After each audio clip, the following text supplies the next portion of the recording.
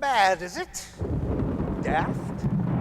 I feel the truth of my hypothesis in my very bones. The power in those lightning bolts is the same as the static electricity that I generate in my laboratory. The world must learn of these possibilities. But how do we harness this awesome power?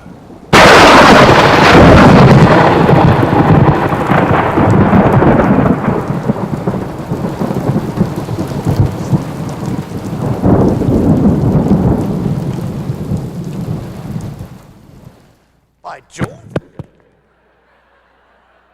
Success! It is electricity. But my question is, what is the next step? Where do we possibly go from here? Excuse me, sir. Perhaps I might be of some assistance. Sir, you startled me. I don't recognize you. Have we possibly met? Alexander Graham Bell at your service, sir. Entrepreneur and inventor. I'm afraid that my advantage, sir, is strictly in years. About 100, I should say. 100 years, sir? What, do you take me for some kind of an ophel rube, sir? I'm going to smite you with my kite. Well, on second thought, possibly not. You mentioned help, sir. Are you into electricity, perhaps? Some, sir. But with the advantages of another 100 years of human progress, I can tell you right now, we're on the very verge of revolution. Revolution? Not one of those again, sir. Calm yourself, sir. Oh, I'm talking about the Industrial Revolution. Aha! Engines of steam and gasoline, arc lighting, machines of every description, and communications. Communications? What, the written and spoken words, sir? Musty stuff. Yeah, but what of the instantaneous transmittal of messages over a distance? What if you could talk to another human being in another room, in another house, across the continent, even across the sea? Balderdash, sir, it's an impossibility. Total impossibility. Come, my doubting friend, I'll show you something here. Take this and walk to the length of the cord. Very well. Now take the cone and put it in your ear. Put it to your ear. Thank you very much. Can you hear me, Mr. Franklin? Can you hear me? Of course I can hear you, you dunderhead. You're a scant 10 feet from me. By the volume of your voice, they can probably hear you in Boston. Put your hand over your other ear. Can you hear me now? Yes, it's faint and scratchy, but your voice nonetheless, and it's coming over this wire. Why, sir, the possibilities astound me. The world will shrink to that time when we're all mere moments from each other, exchanging ideas, emotions, dreams, and prayers. Communications over the vastness of distance from our homes, from our places of commerce, and even from our carriages. Carriages, sir, that's a bit much. Well, perhaps I might have to think on that a wee bit more. So. Mr. Bell and Mr. Franklin, sir. An honor, sir, and a privilege. Oh, it's you, Edison. Are you still tinkering with that incandescent bulb? What's the life of it now, 30 seconds?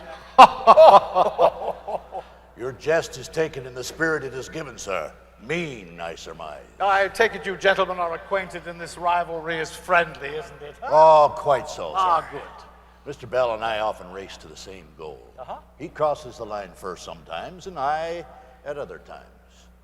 But I was overhearing your conversation about Bell's telephone, and I concur. His is a singular achievement, one that will have great import for the entire human race. I would merely like to add a thought to what you have already surmised, sirs. What if we could store the human voice or any other type of communication and play it back for later use? I think the written word suffices already. Let Mr. Edison speak. So store it, but how? Listen.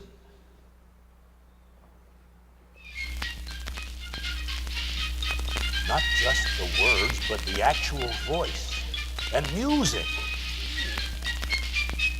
You see? Very nice.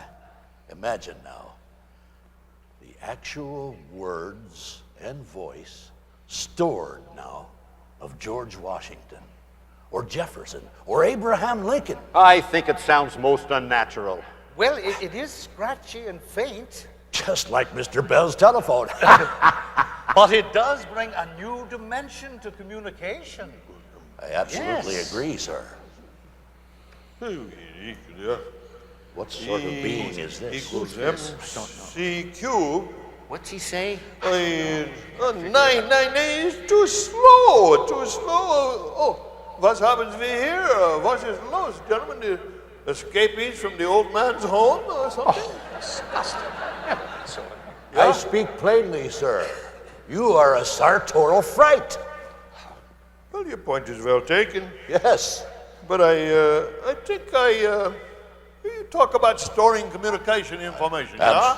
That's right, yes. Well, I tell you something what is next now. We have something new. Yeah? We have a brain now. Always had a brain. Yeah, it's a mechanical brain called ENIAC. And it can store information and do calculations with it. They do thousands and thousands of calculations in an hour. Egad, sir. Yeah. Thousands of calculations an hour.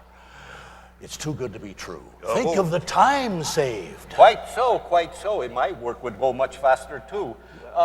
What would you use it for, Mr. Einstein, Albert Einstein, nuclear physics, relativity theorems, stuff like this and that. This ENIAC is good. It's very good. But I think it's going to need something. I think it's going to need something new. No. That's not going to work. Move my tea Whoa. time back and get me a meeting with Lawson. Okay, good. I'll talk to you. Mr. Einstein, you spoke of help, sir. How about an operating system to go with your ENIAC? Yeah. Tell us more about this operating system, sir, and who are you? Well, let's just say I'm a consultant. A consultant! What's a consultant? A consultant, another novel idea! Yes. My but goodness! There's plenty more where I come from. To answer your question, Mr. Franklin, an operating system helps us to manage information. Manage information? How can you? Information is ideas and theories. How can you manage ideas? Boy, you gentlemen are from a different age, aren't you? You see, I'm from the information age. You mean the Industrial Revolution's over and I didn't participate in it? Sorry, old boy, it was over a long time ago. For you, Mr. Franklin, Mr. Edison, the challenge was to invent things. In my world, information is all important. Information is what drives commerce, just like electricity gave life to the light bulb. Oh, go on, son. This is very interesting. Yes, well, with the help of a device called the computer, not unlike your ENIAC, Mr. Einstein, we can store, we can retrieve information while a box only this big can hold thousands of documents. That's absolutely stupendous. Yes, but we do have our problems with this modern information technology. But this device of yours is called a computer? Yes? Such a magnificent ode to mankind.